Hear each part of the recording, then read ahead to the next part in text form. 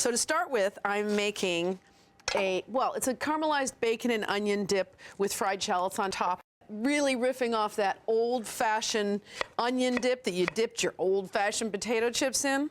But instead, I've got a really, really gorgeous, gorgeous sort of upscaled version of that dip. And then I'm serving it with vegetables, because, you know, why not? So I have a total of 5 onions here, and no, I'm not crying. Why? Because I was chewing on a toothpick. Don't you know that that's how you make your eyes not tear? It's a wives' tale, I think, but it works. Don't even ask me why. All right, I've got my pan here. I'm getting it on high, and I'm putting in 1/4 cup of olive oil. Now here's the scoop when you're making this, and if you're not opening up a package and pouring out a bunch of powder, you gotta caramelize your onions. And that does not happen in 5 minutes. It's literally an hour process. So I figure just do it when you've got other stuff going on, because you don't have to stand over it. So just get them into your pan. Okay, and then a teaspoon of salt will start to draw out the moisture. Of course, that's how you're getting to caramelized. You're getting all the moisture out, and what's left behind is the sugars and the rest of the onion, and that's why it's so incredible. So I'm just gonna toss this a little bit, keep an eye on it, and move on to the bacon part of the onion dip, because if onion dip is good, guess what? Bacon onion dip is crazy. Nope, wrong burner. All right, I'm just gonna get this on here and get my bacon out of the refrigerator. I don't need too much bacon, just about 1/3 pound, and I'm gonna chop it up, because what I'm doing right now is just rendering out the fat and ending up with these little crispy bacon bits. So I'm gonna just cut it lengthwise first, which is something I like to do with bacon when I'm starting with chopped bacon for pasta or something like that. And then the pieces are just a little smaller. And then just gather it all up together and cut it in smaller pieces. And a good quality bacon is the way to go. I think really it's a matter of taste. If you like it really smoky, that's fine. I like just a basic bacon, and for me, not too much smoke. See if my pan is hot enough. Yep, in goes the bacon. So my onions have cooked down to this. And that's what I mean about caramelized onions. Right there, 1 hour, and you get it.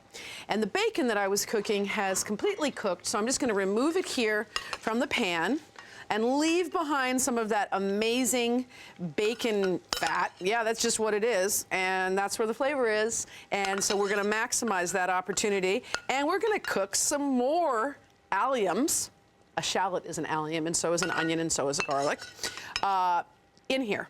But I'm gonna put a little bit more fat in the pan, just because. And I would say, maybe just a tablespoon or 2 of olive oil. Now I cut up most of my shallots, and I'm just gonna keep my eye here, because right now is where you can really burn your onions. And by the way, throughout that hour when you're cooking, if it gets a little dry, you can add some water. That's what I've been doing here. So a shallot, this is really what they would call gilding the lily. You don't necessarily need to do this. But I told you I was taking the old-fashioned powdered onion dip to a whole new level. So I have my shallot here, and I'm just slicing it into rings, you know, half moon rings, and then frying it over there in that fat, which I better turn down, and get it nice and crispy. So when we garnish our dip, we have crispy fried shallots on top, which is, like I said, kind of taking it over the top, but if karaoke isn't taking it over the top, I don't know what is. All right, so right into my pan goes the shallots, carefully. And these should cook in a couple of minutes. So I'm just gonna stir them up and keep my eyes on them. But you know what I'm gonna do? I need to hit this onion with about 2 tablespoons of white wine vinegar. The sweet caramelized onion and the tangy vinegar come together and really round this out. Just give it the punch you want. The only problem is it needs to cool, so we're gonna let this cool for a while. I'm gonna turn this burner off. I'm gonna stir this one more time. Keep my eye on this, because I need to have shallots ending up a little bit crispy, but not too burnt. Now, for the creaminess of the dip, I have 1½ cups of mayonnaise. Old-fashioned, your favorite kind of mayonnaise. Just get that right into the bowl. And, you know, I'll just use the same and just do another half about. You don't have to be too exact. And then a good cup of sour cream. I told you, this is a party. We're gonna also dip vegetables in here, so we don't have to worry too much. And just mix that up. And that's about it. The thing is, we have so much crazy good flavor in those onions, and in that we have salt in the bacon, so we don't really have to add much more.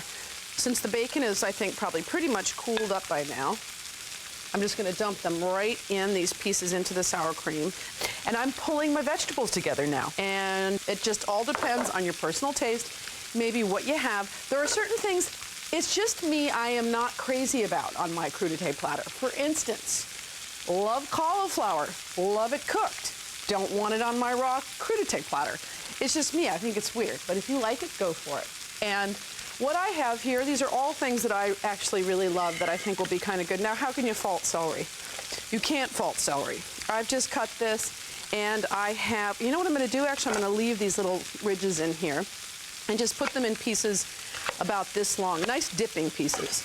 And, you know, the thing is, it's pretty almost retro old-fashioned, like a crudité platter, but if you cut your vegetables in different shapes and present them in different ways, it can be kind of fun and different. And carrots, I'm gonna leave them long, but I'm gonna cut them in half lengthwise. And that'll be pretty. And then sometimes, I mean, I'm not necessarily gonna do it today, but if you think about sometimes even just standing your vegetables up like this, then it makes it a little bit different. So all I need to do now is get my shallots out, and I will have completed my dip. This is gonna be cool. It's gonna go into my sour cream. So we're gonna finish up our dip. So Rebecca, if you take these caramelized onions, which are cool now completely, and mix them into the sour cream and bacon, we will have dip and crudité. These go on top, right? Yes, those are the shallots that we fried for a little extra zhuzh on the dip.